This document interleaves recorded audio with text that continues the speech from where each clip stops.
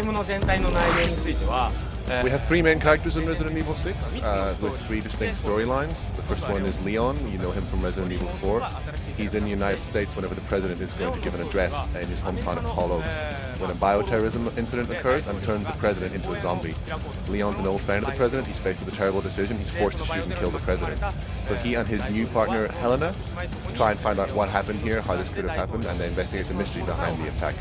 The second storyline is Chris, another Resident Evil character from the series, from Resident Evil 5. He and his partner Piers are in the BSAA group. They're counter-terrorists, and they're in China investigating another simultaneous bioterrorism. The third storyline is with a new character called Jake. He's in Eastern Europe. His partner is the now grown-up Sherry Birkin, who series fans remember from Resident Evil 2. Jake is the heir to a very special bloodline, and he is being pursued relentlessly by all kinds of agencies and creatures in Eastern Europe because of this.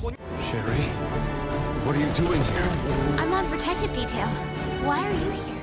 All three of these storylines are distinct and standalone. They also weave together and play the part of a larger story of bioterrorism on a global scale. So something unique about our game is that not just the story, but the gameplay also crosses over with itself and merges. So you could be playing on one thread as a two-player co-op, Leon and Helena. Someone else in the world could be playing Jake and Sherry, two-player co-op. At certain key points in the story, when these characters all meet up in one place and take on something together, you live seamlessly branch from a two-player co-op session into a four-player co-op session right there. So this is a feature we're really proud of, and this is what we're really kind of pushing at E3 for Resident Evil 6. Of course, you have the option when matchmaking to simply play only with people on your friends list. That'll help you avoid trolls in a really effective way, obviously. Another thing you can do is, similarly to how you would give commands to an AI partner in a lot of games, where you get an option to say something to them, you can use that to communicate live with the people who have dropped into your game, and you can be like, come on, help me out here. So we're hoping players will use these features in combination and find good groups and really have a good time with the feature. Jarheads all look the same to me, pal. Sorry. Now, we're talking a lot about co-op, but that's not all we have. Obviously, in terms of online play, there's going to be separate modes where you can compete against each other.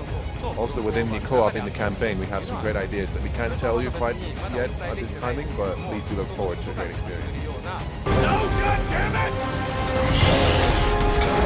The overall theme of Resident Evil is, of course, horror, and there are three distinct play styles. All of them have the basic element of survival horror that the game is about in them. But we've also kind of had some separate themes for each one. So, for example, Leon is much more of a classic Resident Evil gothic horror feel. Chris, he's part of a squad, and it has that kind of fear you have whenever the people around you are being picked off one by one, and am I going to survive this? So there's a unique kind of fear there as well.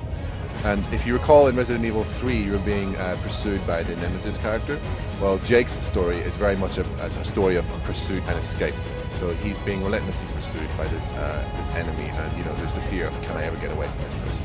So we have these three distinct identities, but they are all wrapped up in the same brand identity that is Resident Evil, the gamers know and love so much. Looking for me, boys?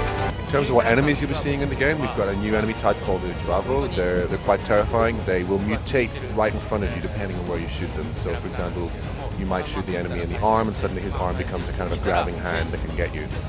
But you can do it in multiple places, even on the same enemy. You could hit the other arm and it becomes a kind of a stabbing knife style mutation, or you can shoot them in the legs, something else happens down there. So we've had similar enemies where you shoot them and something pops out or something like that in Resident Evil 4 and 5, but there's so much more variation to the style of mutation in Resident Evil 6's Dravo that we think is really exciting.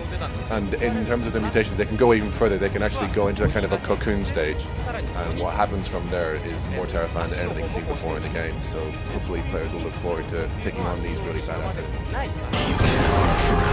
Resident Evil 6 is coming to PlayStation 3 and Xbox 360 on the 2nd of October this year, and we're going to be working right up to the last minute to keep improving the game and making it as good as we can. So please look forward to it, and we hope you enjoy the game.